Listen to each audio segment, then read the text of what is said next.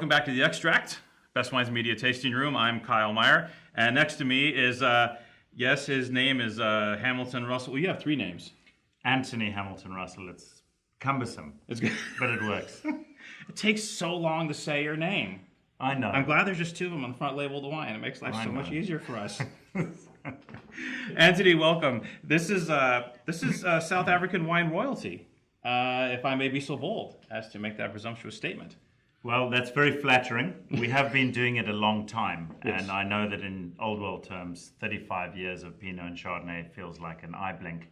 But for South Africa, that's a long time to have been doing the same thing in one place. No, and I love what we were talking about earlier. Your perspective on it's like we were kind of doing this, the next level of Pinot Noir, kind of before California. Well, I suppose we were working with Dijon selection clones right from their early adoption in the New World, and possibly a little before California in terms of translating into an actual wine. And you know, the fine, beautiful Pinots coming out of New Zealand, really, when you think of the first really quality ones coming out, that was actually a little after we started. we were something of an anomaly for South Africa, and you know, it's so exciting to see what's happened there with Pinot and Chardonnay recently, but back in the early 80s. We were one of very, very few people making Pinot Noir that could really hold its head up with any sort of pride internationally. We're at the start, were people looking at you funny? Kind of like, okay, what are you doing? We had a lot of funny looks. I should say my father probably, when he started making wine in the little town of Hermanus. You've got to imagine a little seaside resort town stuck near the southern tip of the African continent, overlooking the sea. It's a gorgeous place. But traditionally, it hadn't been a wine-growing place. And his rather bold and brave move to plant vineyards in that area was really frowned on. Everyone thought he'd lose all his money. And as it turned out, he lucked into a terroir that was just perfectly suited for these varieties. Now, was it luck? Or did the old man have a little thing or two up his sleeve? Like, I think the aspect that wasn't luck was the choice of the climate.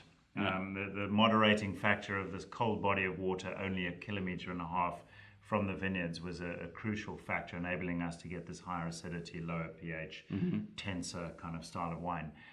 Where the luck came in was we planted a type of soil, or say he planted initially, this type of soil that was traditionally sheep and wheat farming soil. No one would have dreamt of putting vineyards in it in the old days. It was very heavy clay, difficult to work, shallow, marginal, not the kind of place to get any kind of yield off.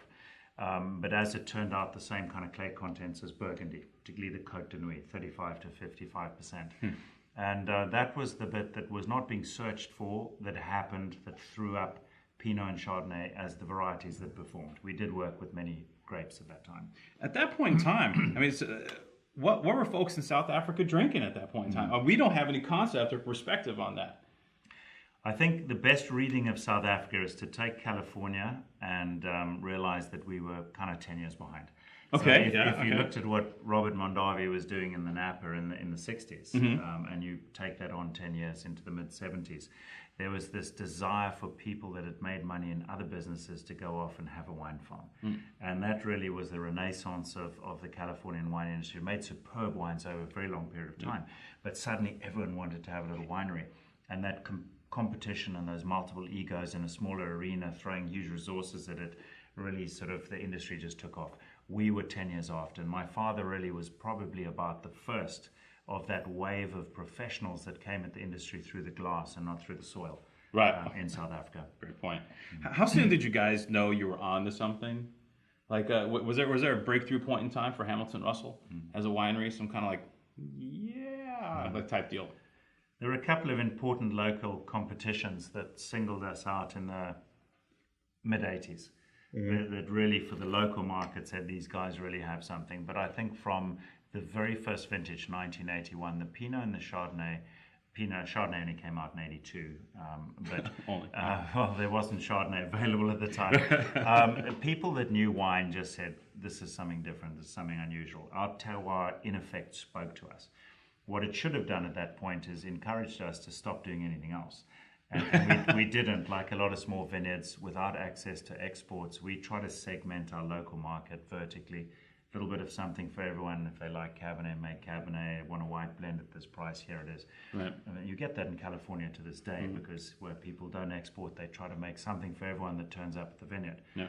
And our terroir wanted to make Pinot and Chardonnay. It was great for it, not for the other varieties. Pardon my pronunciation. You guys like kind of were the Hemel-en-Aarde Valley, right? Correct. We were, yes. There was just like you guys. Yes, for 10 or so years or more. And now how many wineries are there? There are 22 people, I think, growing Pinot Noir to make wine at the moment, and some doing some other things, not Pinot Noir and Chardonnay. But what we have is unusual for the country. Yeah. We have an area that has been divided into very meaningful appellations: Hemel-en-Aarde Valley, Upper Hemel-en-Aarde Valley, Hemel-en-Aarde Ridge. Each of them have several producers focusing on Pinot and Chardonnay. And there's a subtle but beautiful stylistic difference between those three appellations. Yeah. And this is kind of something, obviously, Australia's been working on regionalization, but this is a pretty small, confined area, and we've thought about it very hard. And everyone making wine at the moment has been there at the creation of these appellations. So small businesses, more varietally focused, closer to the sea, cooler, it's the way forward. Yeah. And I like to think we're part of leading that process in South Africa. From a latitude-wise, you were talking like Santa Barbara. Yes. But, I mean, this wine's got a pretty Burgundian bent to it, I gotta say. Yes. So what attributes to that more like Burgundian character, the minerality, the piercing minerality, the stoic nature of the structure of the wine? What kind of, where's the mojo coming from for that? Because a lot of Santa Barbara Chardonnay, no disrespect to Santa Barbara. Fleshier and more voluptuous. Yes, absolutely. Correct. Well, I love that term stoic. I'm going to use it if you don't mind. I think that's great. I used to use austere, but I think stoic's much better. It sounds intentional. Yeah. Virtuous. But I love it. Isn't it? You're absolutely right. And we saw this a little bit up at the IPNC, some of the Oregon Pinots and that. Part of it is this tendency to pick too ripe. Some of that. Just actually picking a little too ripe. And I think in a white wine that's not super concentrated, anything much over 13.5, you tend to perceive sweetness from alcohol. There's that factor. The other factor is the clay contents of the soil aren't even close to our clay contents, or those of Burgundy. There is clay there, but it's not 35 to 55% clay. So for Chardonnay and Pinot to have this kind of mineral tightness, tension, austerity, and spice in the case of the Pinot, rather than the soft, easy, open fruit, you need that heavy clay, as Burgundy has. And I think that it's that soil more than anything that has done it for Hamilton Russell. Yeah, so soil over actual, hey, we're the same, because in Oregon it's all, hey, we're the same latitude as Burgundy. And it's kind of like, okay, but, this type of deal. So the soil is a heavier play than kind of the actual, all the location is beautiful. You already saw the pictures of where it's at. It's pretty ripping. It is nice. The I want to talk a little more about the clonal thing, because everybody makes a big deal of clones. But clones here, maybe not as big a deal, getting back to that whole concept of soil as opposed to the clonal selection delivering the goods. Well, I was on an interesting panel at the IPNC where we looked at all the clones, not all, but 4 of the common clones in Oregon. And the comments from all the winemakers really were, yes, clones are important, but the site is even more important. So let's say you have a defined site and that's all you've got.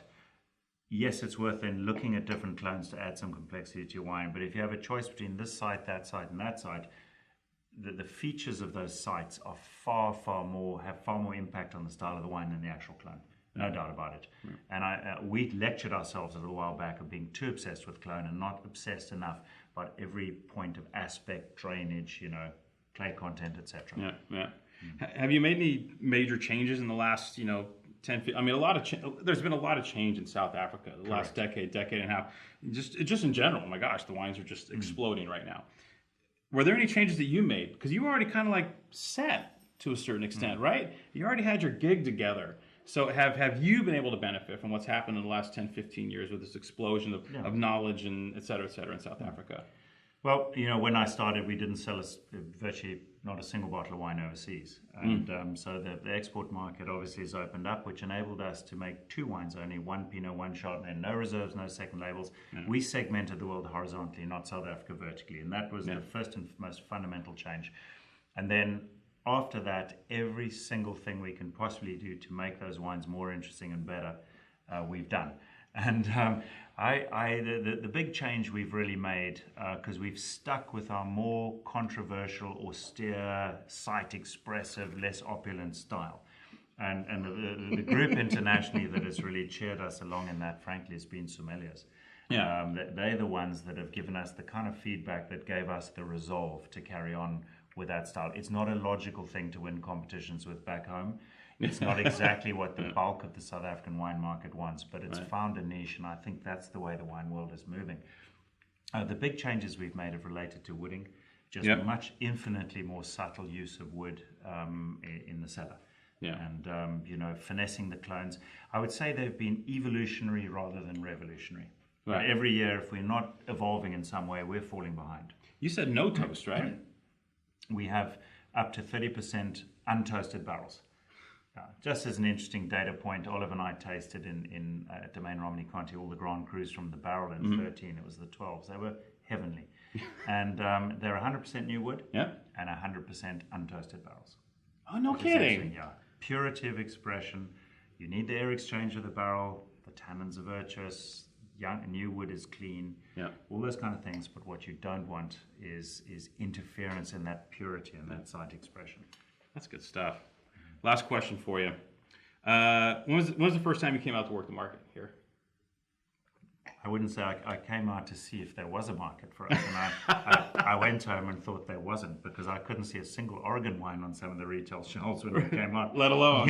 And they're not going to take South African Pinot if Oregon's just up the way and they don't have that. It was 1996, I think. 96. 96 I came out to look for distribution on the West Coast. Yeah. But America, as soon as sanctions were lifted, we appointed distributors on the East Coast, Massachusetts and New York. Yeah, so we're one of the very first wines sold into the US after sanctions were lifted. I was at business school here. I love the country, and we wanted to be in the market. Congratulations. Thank you. Congratulations. You were ahead of California on this stuff. This was awesome. Thank you very much. Great honor to be here. Mr. Hamilton Russell. His friends call him Anthony. Cheers. Tony. Tony.